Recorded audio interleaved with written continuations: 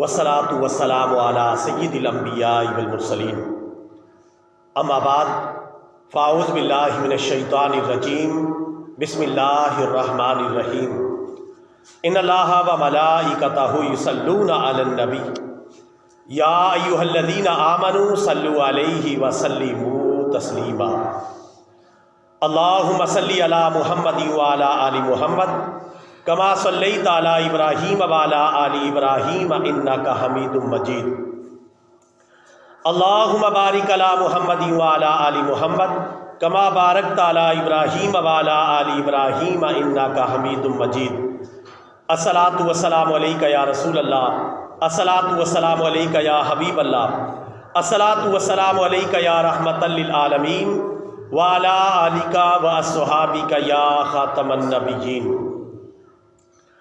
वाजिबुल एहतराम बरादरान इस्लाम, सब की सब तारीफ़ें अल्लाह रब्बुल आलमीन अज़्ज़ा व जल के लिए जिसने पूरी कायनात को वजूद अता फरमाया, और दुरूद लामहदूद और सलाम बेशुमार हमारे प्यारे नबी हज़रत मोहम्मद मुस्तफ़ा सल्लल्लाहु अलैहि वसल्लम की ज़ात गरामी पर कि जिन्होंने दुनिया में तशरीफ़ लाकर हक़ का बोलबाला फरमाया।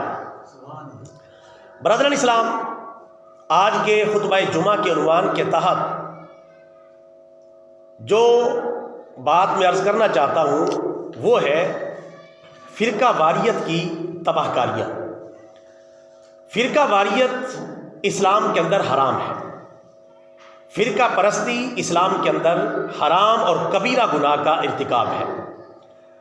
फ़िरका वारियत की कई किस्में हैं। आज मैं 4 किस्मों को आपकी खिदमत में मुख्तसर वक़्त में अर्ज़ करूँगा कुरान और हदीस की रोशनी में। सियासी फ़िरका परस्ती, मजहबी फ़िरका परस्ती, रंगो नस्ल की फ़िरका परस्ती और मुल्को वतन की फ़िरका परस्ती। ये 4 किस्म की फ़िरका परस्तियाँ सर फहरिस्त हैं, और ये चारों किस्म की फ़िरका परस्तियाँ और फ़िरका वारियत उम्मत मुस्लिमा में पाई जाती है, जिसकी वजह से उम्मत मुस्लिमा की ताकत कम होती है और ताकत बिखर जाती है, और मुसलमान तस्बीह के दानों की तरह बिखर जाते हैं और कागज़ के टुकड़ों की तरह ये मुंतशिर हो जाते हैं, और इनकी ताकत और क़ुव्वत और शान और शौकत वो दुनिया से ख़त्म हो जाती है। क्योंकि फ़िरका वारियत का लाजमी नतीजा है कि आपकी ताकत और क़ुव्वत मुतासिर होगी और आपका रौब और दबदबा दुनिया से ख़त्म हो जाएगा। हम सियासी तौर पर भी फ़िरका वारियत में मुब्तला हैं और मजहबी तौर पर भी फ़िरका वारियत में मुब्तला हैं, रंग व नस्ल की बुनियाद पर भी फ़िरका वारियत में मुब्तला है, और इसी तरह वतन और मुल्क के एतबार से भी हम फ़िरका वारियत के अंदर मुब्तला हैं। अगर ये फ़िरका वाराना तर्ज़ अमल हम तर्क कर दें तो अल्हम्दुलिल्लाह पूरी दुनिया की इस वक्त मुसलमान क़ियादत कर सकते हैं, क्योंकि मुसलमान दीनी हवाले से भी मजबूत हैं और दुनिया भर में दुनियावी हवाले से भी काफ़ी मजबूत हो चुके हैं। हमारे पास कमी है तो इत्तिफाक और इत्तेहाद की कमी है, इफ्तिराक और इंतशार है, लड़ाई झगड़े हैं, आपस के इख्तिलाफात हैं, जिसकी वजह से हम दुनिया की क़ियादत नहीं कर पा रहे। हालांकि उम्मत मुस्लिमा इस वक्त पूरी दुनिया की क़ियादत करने की पोजीशन में है, अगर ये आपस के इख्तिलाफात को तर्क कर दें। हमारे यहाँ होता ये है कि हम जिस फ़िरके, जिस पार्टी, जिस जमात, जिस ग्रोह से ताल्लुक़ रखते हैं, वो चाहे गलत है चाहे सही है, हम उसको सही ही डिक्लेयर करेंगे, क्योंकि वो हमारा फ़िरका है, हमारी पार्टी है, हमारी जमात है, हमारी शख्सियत है, हमारा ग्रुप है। इस वजह से चाहे वो गलत है चाहे सही है, हम आंखें बंद करके उसके पीछे चल रहे होते हैं। ये बात याद रखें, एक मुसलमान का लेवल ये नहीं होता। मुसलमान का लेवल ये होता है कि मुसलमान हमेशा हक़ का साथी होता है, कुरान और सुन्नत का साथी होता है, अल्लाह और उसके रसूल के साथ मुखलिस होता है। अगर कोई गलत है तो उसे गलत समझेगा। कोई जमात, कोई पार्टी, कोई ग्रुप, कोई शख्सियत, मुसलमान ना तो शख्सियत परस्त होता है और ना किसी पार्टी का जो है वो पुजारी होता है। मुसलमान हक़ का साथी होता है, हक़ जहाँ उसे मिलता है वो हक़ की तरफ चल पड़ता है। तो हक़ के हमें साथी बनना चाहिए। ये जो हर किस्म की फ़िरका वारियत और फ़िरका परस्ती मुसलमानों के अंदर पाई जा रही है, जिसकी वजह से उम्मत की क़ुव्वत बिखर चुकी है, इसकी कुरान और हदीस में कितनी मज़म्मत बयान की गई है। میں مختصراً عرض کروں گا 10 ارشادات رب العالمین عز و جل اور ایک ارشاد رحمت للعالمین صلی اللہ علیہ وسلم آپ کی خدمت میں پیش کرتا ہوں. پھر آپ کو خود ہی اندازہ ہو جائے گا کہ یہ فرقہ واریت قرآن و حدیث کی روشنی میں کتنی بری چیز ہے. آپ اس کا خود اندازہ لگا لیں. میں حوالہ جات دیتے چلا جاتا ہوں, آپ توجہ کے ساتھ سماعت کریں اور غور و فکر کریں اور عہد کریں, عزم بالجزم کریں کہ ہم انشاءاللہ کسی قسم کی فرقہ واریت کا حصہ نہیں بنیں گے. کہیں ایسا نہ ہو کہ امت مسلمہ کی طاقت اور قوت کو ختم کرنے میں ہمارا بھی کہیں نہ کہیں حصہ ڈل رہا ہو اور کل قیامت کے دن ہمارا گریبان پکڑا جائے. سب سے پہلے پیش خدمت ہے 10 ارشادات رب العالمین عز و جل. ارشاد نمبر 1, اللہ تعالیٰ ارشاد فرماتا ہے قرآن حکیم میں, ان الذین فرقوا دینہم وکانوا شیعا لست منہم فی شیء. سورۃ الانعام آیت نمبر 159. اللہ تعالیٰ ارشاد فرماتا ہے, بے شک وہ لوگ جنہوں نے اپنے دین کو فرقوں میں بانٹ ڈالا اور گرو درو گر ہو گئے, اے پیارے حبیب آپ کا ان سے کوئی تعلق نہیں ہے. یعنی جنہوں نے اپنے دین کو فرقوں میں بانٹ دیا, گرو در گرو ہو گئے, آپ کا ان سے کوئی تعلق نہیں. تو جس کا رسول پاک سے کوئی تعلق نہ ہو اس کا اسلام سے کتنا تعلق باقی رہ جائے گا, آپ اس بات کا خود ہی اندازہ کر سکتے ہیں. ارشاد نمبر 2, اللہ تعالیٰ ارشاد فرماتا ہے, وَاعْتَصِمُوا بِحَبْلِ اللَّهِ جَمِيعًا وَلَا تَفَرَّقُوا. سورہ آل عمران آیت نمبر 103. ترجمہ, اور اے مسلمانوں تم سب مل کر اللہ تعالیٰ کی رسی کو مضبوطی سے تھام لو اور فرقوں میں نہ بٹو, جماعتوں میں نہ بٹو. واضح طور پر اللہ کا پیغام ہے, اللہ کی رسی کیا ہے؟ اسلام. اللہ کی رسی کیا ہے؟ قرآن. اسے مضبوطی سے تھام لو, فرقوں میں, جماعتوں میں, گروہوں میں اور پارٹیوں میں نہ بٹو. ارشاد نمبر 3, اللہ تعالیٰ ارشاد فرماتا ہے, وَلَا تَكُونُوا كَالَّذِينَ تَفَرَّقُوا وَاخْتَلَفُوا مِن بَعْدِ مَا جَاءَهُمُ الْبَيِّنَاتُ وَأُولَٰئِكَ لَهُمْ عَذَابٌ عَظِيمٌ. سورہ آل عمران آیت نمبر 105. ترجمہ, اور تم ان لوگوں کی طرح نہ ہو جاؤ جو فرقوں میں بٹ گئے اور انہوں نے روشن دلیلیں آ جانے کے باوجود اختلاف کیا, اور یہی وہ لوگ ہیں جن کے لیے بہت بڑا عذاب ہے. پتہ چلا جو لوگ جان بوجھ کر مسلمانوں کو لڑاتے ہیں, فرقہ واریت کے اندر ملوث ہوتے ہیں, تو ان کے لیے اللہ تعالیٰ نے دھمکی دی ہے کہ ان کے لیے بڑا عذاب اللہ نے تیار کر رکھا ہے. یہ آیت کریمہ آپ نے سماعت فرما لی. ارشاد نمبر 4, اللہ تعالیٰ کو تو ایک ارشاد کافی ہے, لیکن میں اتمام حجت کرنے کے لیے اور بات کو پختہ کرنے کے لیے 10 ارشادات سنا رہا ہوں کہ اسلام میں فرقہ واریت کی کتنی مذمت ہے, تاکہ ہمارے سامنے بالکل واضح ہو جائے, ورنہ اللہ کا تو ایک ہی فرمان کافی ہے. ارشاد نمبر 4, سورہ شورا آیت نمبر 13. اللہ تعالیٰ ارشاد فرماتا ہے, ان اقیموا الدین ولا تتفرقوا فیہ. اے مسلمانوں دین اسلام پر سختی سے قائم رہو اور فرقوں میں نہ پڑو. ارشاد رب العالمین نمبر 5, سورۃ الانفال آیت نمبر 46. اللہ تعالیٰ ارشاد فرماتا ہے, وَأَطِیعُوا اللَّهَ وَرَسُولَهُ وَلَا تَنَازَعُوا فَتَفْشَلُوا وَتَذْهَبَ رِیحُکُمْ. ترجمہ, اے مسلمانوں اللہ اور اس کے رسول کی بات کو مانو اور آپس میں جھگڑے نہ کرو, ورنہ تم بزدل ہو جاؤ گے اور تمہاری ہوا اکھڑ جائے گی, یعنی تمہاری طاقت ختم ہو جائے گی. فرقہ واریت کا لازمی نتیجہ ہے کہ امت مسلمہ کی طاقت تقسیم ہو جائے گی, اور جب طاقت تقسیم ہو جائے تو کمزور پڑ جاتی ہے, پھر وہ دشمنان اسلام کا مقابلہ نہیں کر سکتی. ارشاد نمبر 6, اللہ تبارک و تعالیٰ ارشاد فرماتا ہے, وَأَنَّ هَذَا صِرَاطِي مُسْتَقِيمًا فَاتَّبِعُوهُ وَلَا تَتَّبِعُوا السُّبُلَ فَتَفَرَّقَ بِكُمْ عَنْ سَبِيلِهِ. سورۃ الانعام آیت نمبر 153. ترجمہ, اور یہ دین اسلام میرا سیدھا راستہ ہے, اے مسلمانوں تم اس کے پیچھے چلو اور مختلف راستوں کی پیروی نہ کرو, ورنہ وہ مختلف راستے تمہیں اللہ تعالیٰ کے سیدھے راستے سے دور کر دیں گے. کتنی واضح آیت ہے جس میں فرقہ واریت کی مذمت بیان کی گئی ہے. ارشاد نمبر 7, اللہ تعالیٰ ارشاد فرماتا ہے, سورۃ البینہ آیت نمبر 4, وما تفرق الذین اوتوا الکتاب الا من بعد ما جاءتهم البینہ. ترجمہ, اور اہل کتاب فرقوں میں نہیں بٹے مگر بعد اس کے کہ جب ان کے پاس واضح دلیل آ گئی, یعنی اہل کتاب یہودی اور عیسائی یہ فرقوں میں تقسیم نہیں ہوئے، مگر کب تقسیم ہوئے؟ جب ان کے پاس واضح دلیل آ گئی۔ یہودیوں کے پاس تورات اتر آئی اور عیسائیوں کے پاس انجیل اتر آئی، اس کے بعد علم آ جانے کے باوجود یہ فرقوں میں بٹ گئے۔ اور آج ہماری کیا حالت ہے؟ قرآن آ چکا ہے، رسول پاک آ چکے ہیں، سنت آ چکی ہے، اس کے باوجود ہم فرقوں بن چکے ہیں اور فرقوں میں تقسیم ہو چکے ہیں، پارٹیوں میں، جماعتوں میں، گروپوں میں تقسیم ہو چکے ہیں۔ تو ہماری کیا حالت ہوگی؟ ظاہر ہے کہ اگر ہم نے یہ کام نہ چھوڑا تو ہمارا بھی وہی حکم ہوگا جو بنی اسرائیل کا حکم تھا۔ ارشاد نمبر 8، اللہ تعالیٰ ارشاد فرماتا ہے سورۃ المومنون آیت نمبر 53، فَتَقَطَّعُوا أَمْرَهُمْ بَيْنَهُمْ زُبُرًا كُلُّ حِزْبٍ بِمَا لَدَيْهِمْ فَرِحُونَ، پھر خود ہی انہوں نے اپنے دین کو باہم ٹکڑے ٹکڑے کر ڈالا، ہر گروہ اسی پر خوش ہے جو اس کے پاس ہے۔ ہر فرقہ، ہر جماعت، ہر گروپ، ہر پارٹی اسی پر اترا رہی ہے، اسی پر خوش ہے۔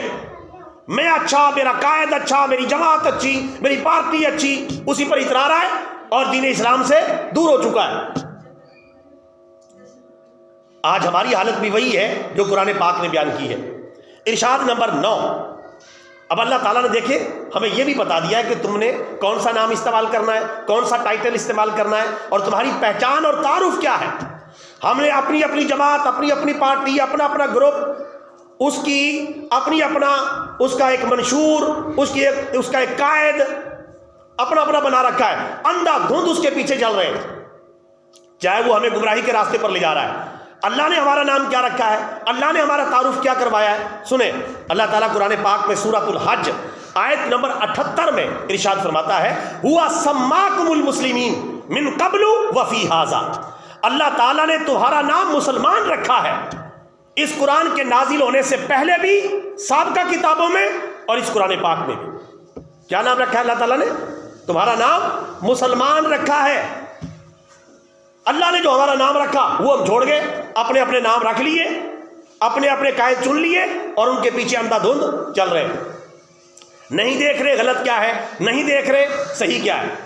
اللہ نے ہمارا نام مسلمان رکھا ہے اور یہ ہماری پہچان ہے۔ ہمارے ماں باپ نے جو نام ہمارا رکھا ہے دنیا کے اعتبار سے، ہماری شخصیت کا، ہم اسی نام کو استعمال کرتے ہیں۔ اگر کوئی اور نام ہمارے لیے استعمال کرے تو ہم اسے اچھا نہیں سمجھیں گے کہ بھائی میرے ماں باپ نے تو میرا نام دین محمد رکھا ہے اور تم مجھے کسی اور نام سے پکار رہے ہو، میرا ماں باپ نے تو میرا نام جو ہے محمد حسین رکھا ہے لیکن تم مجھے کسی اور نام سے پکار رہے ہو۔ تو جب ہم اپنے والدین کا جو رکھا ہوا نام ہے اس پہ کمپرومائز نہیں کرتے تو جو اللہ تعالیٰ نے ہمارا نام رکھا ہے اس پر ہمیں کیسے کمپرومائز کر جاتے ہیں؟ اللہ نے ہمارا نام مسلمان رکھا، ہماری پہچان، ہمارا تعارف، ہمارا ٹائٹل مسلمان اور امت مسلمہ رکھا قرآن پاک میں، اور ہم اپنی اپنی پارٹیوں، جماعتوں کے الگ الگ نام رکھ کے کیا سے کیا بنے ہوئے ہیں۔ قبر میں قیامت کے دن ہم سے پوچھ گچھ ہوگی، اس لیے محتاط رہیں۔ آیت نمبر 10 اللہ تعالیٰ ارشاد فرماتا ہے سورہ حامیم سجدہ آیت نمبر 33، یہ آخری میں ارشاد رب العالمین پیش کر رہا ہوں۔ آج میں نے 10 پیش کرنے، ویسے تو بہت زیادہ ہیں لیکن 10 تلک عشرۃ کاملہ، یہ پورے 10 ہو جائیں گے تاکہ اتمام حجت ہو جائے۔ اللہ تعالیٰ ارشاد فرماتا ہے وَمَنْ أَحْسَنُ قَوْلًا مِّمَّنْ دَعَا إِلَى اللَّهِ وَعَمِلَ صَالِحًا وَقَالَ إِنَّنِي مِنَ الْمُسْلِمِينَ، اور اس آدمی سے زیادہ اچھی بات کس کی ہو سکتی ہے کہ جو اللہ تعالیٰ کی طرف بلائے اور نیک عمل کرے اور کہے اِنَّنِي مِنَ الْمُسْلِمِينَ، بے شک میں تو مسلمان ہوں۔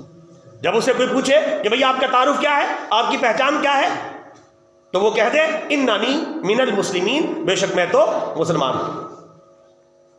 آج ہم کتنے یہ مسلمان ہونے کو اپنی پہچان بناتے ہیں، عمومی طور پر تو کہہ دیتے ہیں، لیکن جب ہم عصبیت میں جاتے ہیں، اپنی پارٹی، اپنے جماعت کی حمیت میں جاتے ہیں تو پھر اسی ٹائٹل کو استعمال کرتے ہیں اور اسلام کا نام اور امت مسلمہ کا نام بھول جاتے ہیں۔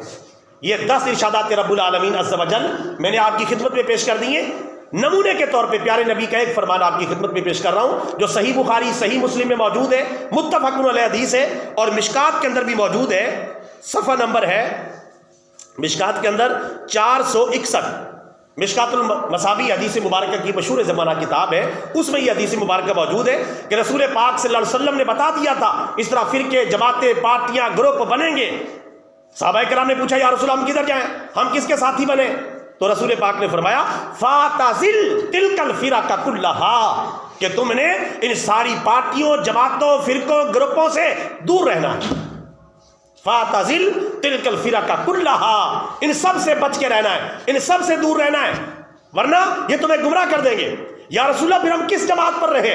تو آپ صلی اللہ علیہ وسلم نے ہمیں تنہا نہیں چھوڑا، بتا دیا، فرمایا ما انا علیہ و اصحابی، جس دین پر میں ہوں اور میرے صحابہ ہیں اسی دین پر تم نے رہنا ہے، اس جماعت پر تم نے رہنا ہے جس پر میں ہوں اور میرے صحابہ ہیں، اس راستے پر رہنا ہے۔ یہی راستہ سیدھا راستہ ہوگا، یہی راستہ جنت کی طرف جانے والا ہوگا، اور یہی جماعت جنت کی طرف جانے والے ہوگی۔ جس دین پر میں ہوں اور میرے صحابہ کرام ہیں، اس دین پر جو مسلمان قائم رہے گا وہی سیدھے راستے پر ہے، اور جو اس دین سے ہٹ جائے گا وہ غلط راستے پر ہوگا۔ تو میرے بھائیوں، یہ قرآن و حدیث کی روشنی میں بات بالکل واضح ہو گئی کہ اسلام کے اندر فرقہ واریت کیا ہے؟ حرام اور کبیرہ گناہ کا ارتکاب ہے۔ وہ فرقہ واریت کسی بھی قسم کی ہو، چاہے وہ سیاسی فرقہ واریت ہو، حرام ہے، مذہبی فرقہ واریت ہو، حرام ہے، اسی طرح رنگ و نسل کی بنیاد پر فرقہ واریت ہو، حرام ہے، ملک و وطن کی بنیاد پر فرقہ واریت ہو، حرام ہے۔ آج سیاسی طور پہ دیکھیں کتنے فرقے، جماعتیں، پارٹیاں، گروپ اپنا اپنا جھنڈا اٹھائے پھر رہے ہیں، اور ہم اندھا دھند یہ نہیں دیکھ رہے غلط کیا ہے صحیح کیا ہے، ان کے نعرے مار رہے ہیں، ان کے پیچھے بھاگ رہے ہیں۔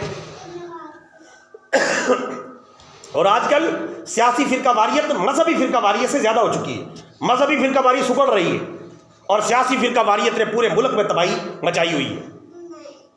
سیاسی فرقہ واریت بھی حرام ہے، اسی طرح مذہبی فرقہ واریت وہ بھی ابھی موجود ہے، ختم تو نہیں ہوئی، لیکن سیاسی فرقہ واریت سے کم ہو گئی ہے۔ مذہبی فرقہ واریت جو کبھی پہلے نمبر پر ہوا کرتی تھی اب وہ دوسرے نمبر پر ہے، اور سیاسی فرقہ واریت پہلے نمبر پر ہے۔ ابھی دیکھیں تھوڑے دنوں کے بعد کیسے جماعتیں ایک دوسرے کی برائیاں کرتی ہوئی بارش کے دوران جس طرح برساتی مینڈک ٹر ٹر کر کے نکل آتے ہیں، یہ دیکھنا کس طرح نکلیں گے اور پھر 4-5 سال کے لیے پھر غائب ہو جائیں گے۔ پوری فرقہ واریت پھیلائیں گے سیاسی طور پہ، ایک دوسرے کی مخالفت، حالانکہ سارے مسلمان ہیں، سب ایک نبی کا کلمہ پڑھنے والے ہیں، سب بھول گئے۔ علامہ اقبال نے فرمایا تھا منفعت ایک ہے اس قوم کی، نقصان بھی ایک ہی سب کا نبی، دین بھی، ایمان بھی ایک، حرم پاک بھی، اللہ بھی، قرآن بھی ایک، کچھ بڑی بات تھی جو ہوتے مسلمان بھی ایک، فرقہ بندی ہے کہیں اور کہیں ذاتیں ہیں، کیا زمانے میں پنپنے کی یہی باتیں ہیں؟ اس طرح آپ ترقی کریں گے، اس طرح آپ دنیا کی قیادت کریں گے، اس طرح آپ کلمہ اسلام کی دعوت دیں گے، اس طرح آپ اسلام کا جھنڈا دنیا پر لہرائیں گے؟ مذہبی فرقہ واریت کا بھی یہی حال ہے، ایک دل کے ٹکڑے ہزار ہوئے، کوئی یہاں گرا کوئی وہاں گرا۔ رنگ و نسل کی بنیاد پر فرقہ واریت ہے، یہ عربی ہے، یہ اجمی ہے۔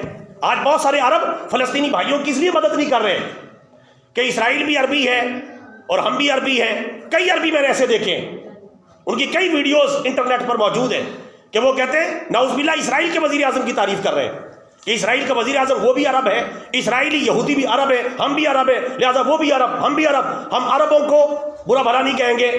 یہودیوں کی حمایت کر رہے ہیں اور کلمہ رسول پاک کا پڑھتے ہیں۔ اندازہ کریں، حالانکہ قرآن پاک میں واضح طور پر موجود ہے کہ یہودی اور عیسائی تمہارے کبھی دوست نہیں ہو سکتے، لیکن کیا نسل اور رنگ کی بنیاد کے اوپر وہ ایسا کر رہے ہیں۔ اسی طرح وطن اور ملک کی وجہ سے وطن پرستی ہے، وطن وطن وطن اس کو پہلے لایا جاتا ہے، اسلام کو بھول جاتے ہیں۔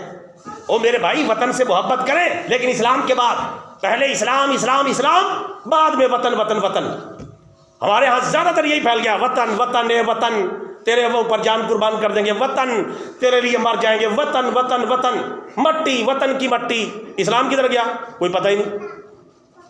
علامہ اقبال نے بہت پہلے سمجھا دیا تھا، ان تازہ خداؤں میں بڑا سب سے وطن ہے۔ ان تازہ، یہ پہلے ہوتے تھے بتوں والے خدا۔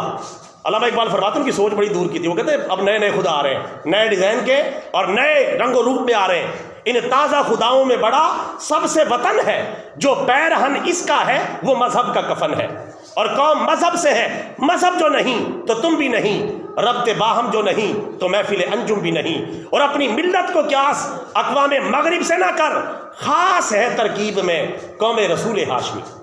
رسول پاک کی امت ہونا اور چیز ہے، وطن پرستی اور چیز ہے۔ میں یہ نہیں کہہ رہا وطن سے محبت نہ کریں، وطن سے محبت کریں، لیکن دوسرے نمبر پر اسلام، پہلے نمبر پر اسلام ہے تو پاکستان ہے، اسلام ہے تو ملک ہے۔ اگر اسلام ہی نہ ہو تو پاکستان بنانے کا مقصد ہی فوت ہو جائے گا۔ تو یہ رنگ و نسل کی بنیاد پر فرقہ واریت یہ بھی حرام ہے۔ اور اسی طرح ملک اور وطن کی بنیاد کے اوپر، یہ ہمارا وطن بچ گیا ہے، ہمارا ملک بچ گیا ہے، ہمیں کیا لگے فلسطینیوں سے، ہمیں کیا لگے غزہ کے مسلمانوں سے، ان کو شہید کیا جا رہا ہے، ذبح کیا جا رہا ہے، پرواہی کوئی نہیں۔ اور اب اپنی بستیوں میں بیٹھے ہیں باقی اسلامی ملک اپنے کہ چلو ہم بچے ہوئے ہیں، بچتا کوئی نہیں۔ ان نمبر لگے ہوئے، باری لگی ہوئی ہے، اپنی اپنی باری پر ہر ایک مرغی کا نمبر آ جاتا ہے ذبح ہونے کے ٹائم۔ جو مرغی ذبح ہو رہی ہوتی ہے وہ سمجھ رہی ہے بس میں ہی قابو آئی ہوں، پیچھے والی کہہ رہی ہم بچ گئی ہیں، حالانکہ بچنا کسی میں نہیں، باری آئے گی، نمبر آئے گا، ذبح ہونا پڑے گا۔ یہ کافروں کا طریقہ واردات ہے، وہ ایک ایک کر کے ذبح کرتے، باقی تماشائی بنے رہے۔ یہ مسلمانوں کو زیب نہیں دیتا۔ یہ ایسا کیوں کرتے؟ سیاسی فرقہ واریت کی وجہ سے، مذہبی فرقہ واریت کی وجہ سے، یا رنگ و نسل کی فرقہ واریت کی وجہ سے، یا ملک و وطن کی فرقہ واریت کی وجہ سے اپنے بھائیوں کو بھول جاتے ہیں کہ میرے ملک کی سرحدیں بچی رہیں، میری طرف سے دوسرے مسلمان جائیں بھاڑ میں۔ یہ صورتحال جو ہے اس کی وجہ سے مسلمان تباہ ہوئے۔ ورنہ تو ایک مسلمان چاہے مشرق میں، مغرب میں، شمال میں، جنوب میں، جہاں بھی موجود ہو، اگر مسلمان کو تکلیف ہو تو سارے مسلمان اسے محسوس کریں گے۔ جیسا کہ علامہ اقبال نے فرمایا، چوبے کانٹا جو کابل میں تو ہندوستان کا ہر پیرو جواں بے تاب ہو جائے۔ مسلمان کو تکلیف ہونی چاہیے۔ مسلمان ایک جسم کی طرح ہے، جسم کے ایک حصے کو تکلیف پہنچے تو سارا جسم محسوس کرتا ہے کہ نہیں کرتا؟ سارے جسم میں کہیں بھی تکلیف ہو جائے تو آنکھ روتی ہے۔ علامہ اقبال نے فرمایا، مبتلائے درد کوئی عضو ہو روتی ہے آنکھ، کس قدر سارے جسم کی ہمدرد ہوتی ہے آنکھ۔ روتی آنکھ ہے، کان میں درد ہے، سر میں درد ہے، پیٹ میں درد ہے، پاؤں میں درد ہے، رونا کس نے؟ آنکھ نے۔ اس طرح مسلمان ہے، کسی مسلمان کو تکلیف ہو سارے مسلمان یہ نہ دیکھیں یہ تو فلانے علاقے کا مسلمان ہے، یہ فلانے علاقے کا مسلمان ہے۔ مسلمان ہے، ایک اللہ، ایک نبی، ایک رسول، ایک کعبہ، ایک کتاب، ایک دین کو ماننے والے، لہذا ایک ہے۔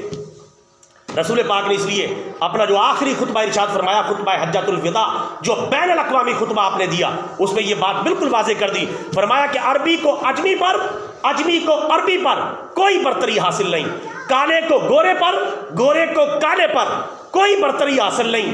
برتری کا معیار صرف اور صرف تقوی اور پرہیزگاری ہے، یعنی جس کے اندر اسلام زیادہ ہوگا، تقوی اور پرہیزگاری زیادہ ہوگی، وہی اللہ کے نزدیک زیادہ معزز اور زیادہ محترم سمجھا جائے گا۔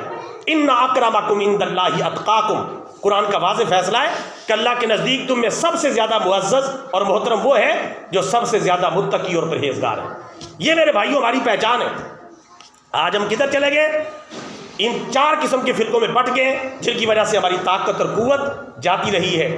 کسی نے کیا خوب کہا ہے، رشتہ اے دیوار و در تیرا بھی ہے میرا بھی ہے، مت جلا کہ یہ گھر تیرا بھی ہے میرا بھی ہے، کیوں لڑے آپس میں ہم ایک ایک سنگ میل پر، اس میں نقصان سفر تیرا بھی ہے میرا بھی ہے، کھا گیا کل ناگہاں جنہیں تفریقے کا اژدہا، ان میں ایک نور نظر تیرا بھی ہے میرا بھی ہے۔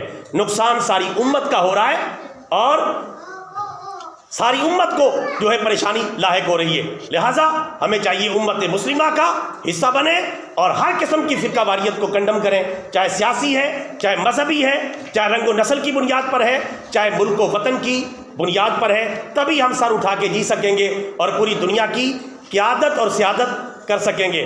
آج کافر اتنا چلاک ہو گیا ہے، معمولی معمولی باتوں پر، اللہ معاف فرمائے، ادھر کل کی بات ہے، اسرائیلی فوجوں نے غزہ کی ایک مسجد پہ قبضہ کر کے اس میں یہودیت کا اعلان کیا ہے۔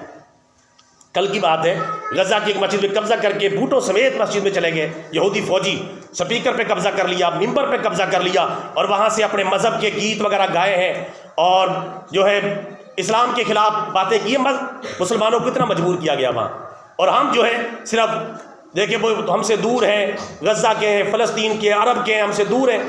تو جو مسلمان جو کر سکتا اپنے بھائیوں کے لیے کرنا چاہیے۔ یہودی یہاں تک پہنچ چکے ہیں اور اتنے چلاک ہیں، معمولی معمولی باتوں پر ایکشن لیتے ہیں، معمولی معمولی باتوں پر وہ دھیان رکھتے ہیں کہ کوئی ہمارے ملک و ملت کو نقصان تو نہیں پہنچا رہا۔ یہ ان کی صورتحال ہے۔ یہ جو میں بیان کر رہا ہوں یہ الحمدللہ میرا یوٹیوب چینل ہے مفتی سرور اسلامی کے نام سے، اس پر یہ اپلوڈ ہو جائے گا جمعے کے بعد، تو ساری دنیا میں دیکھا جا سکے گا۔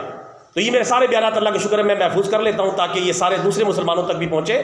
تو میں نے کچھ ہفتے پہلے جو ہے اسرائیل کے خلاف، یعنی ملک اسرائیل کے خلاف اور یہودیوں کے خلاف ایک کلپ جو ریکارڈ کروا دیا، صرف 50 سیکنڈ کا میں نے کلپ ریکارڈ کروایا تو اس کی وجہ سے میرے 3 چینل اڑا دیے، 3 چینل اڑا دیے۔ صرف اس میں کیا تھا کہ میں نے کھلم کھلا مجاہدین کی حمایت کی، اور کھلم کھلا اور جو دہشت گرد افواج اسرائیل ہیں ان کو میں نے سخت مذمت ان کی فوراً انہوں نے وارننگ بھیجی اور 3 چینل اڑا دیے، 2 کے اوپر وارننگ بھیج دی کہ اگر آپ نے مزید سخت اس طرح کا کوئی جملہ بولا تو یہ چینل بھی آپ کے اڑا دیے جائیں گے، کیونکہ آپ کو پتہ ہے یہ جو چینل ہے، یوٹیوب ہے، فیس بک ہے، یہ یہودیوں کی ملکیت ہے۔ ہم تو مجبوراً استعمال کر رہے ہیں جب تک ان کا متبادل نہ آ جائے، کیونکہ جب تک متبادل نہ آئے تو کئی لوگ کہتے ہیں جی پھر ان کو کیوں آپ استعمال کرتے ہیں۔ میرے بھائی آج کل یہ ہتھیار ہے، میدان جنگ میں ہتھیار پھینکے نہیں جاتے، ہتھیاروں کو استعمال کیا جاتا ہے، چاہے دشمن کی ہتھیار ہو، دشمن کے ہتھیار بھی آ جائیں تو دشمن کو مارنے کے لیے اگر ہم اس کو استعمال کریں تو اس کی گنجائش ہے، ہاں جب اس کا متبادل آ جائے گا ہم اس کو ٹھوکر مار کے ایک سائڈ پہ کر دیں گے، ہم اس کو اپنائیں گے۔ لیکن مسلمان سائنسدان وہ کچھ نہیں کر رہے جو ان کو کرنا چاہیے۔ تو میرے بھائیو یہ ان کی اتنی یعنی سخت ہے اپنے معاملات کے اندر، اور ہم اتنے نرم ہیں کہ اپنے معاملات سے بھی غافل ہیں اور اپنے مسلمان بھائیوں سے بھی غافل ہیں۔ اللہ تعالیٰ سے دعا ہے اللہ تعالیٰ ہم سب کو صحیح بات پر عمل کرنے کی توفیق عطا فرمائے، ہر قسم کی فرقہ واریت سے بچنے کی توفیق عطا فرمائے۔ وآخر دعوانا ان الحمد للہ رب العالمین۔